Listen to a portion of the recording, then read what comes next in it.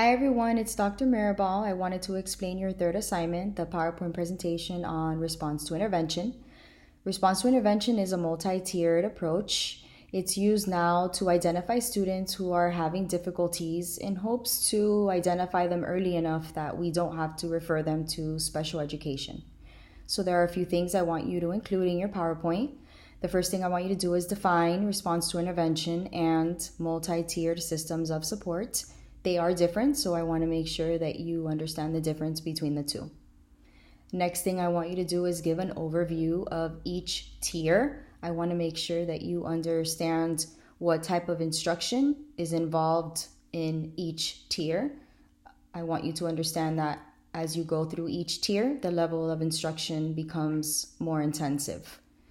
Next, I want you to discuss what the purpose of RTI and MTSS is. So what is the rationale behind it? Why is it in place? Next, I want you to give specific examples of activities that you would include for each tier. Like I mentioned before, each tier includes different types of instruction.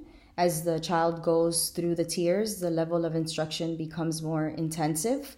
So I want to see the difference in the activities. So the level of instruction that Tier 1 students are receiving should look differently than the type of activities that you would be doing with students who were in Tier 2 intervention, for example.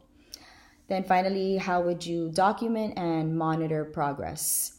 In order to determine if a child needs to move on to Tier 2, we need to see how the child is doing through that documentation and through that progress monitoring.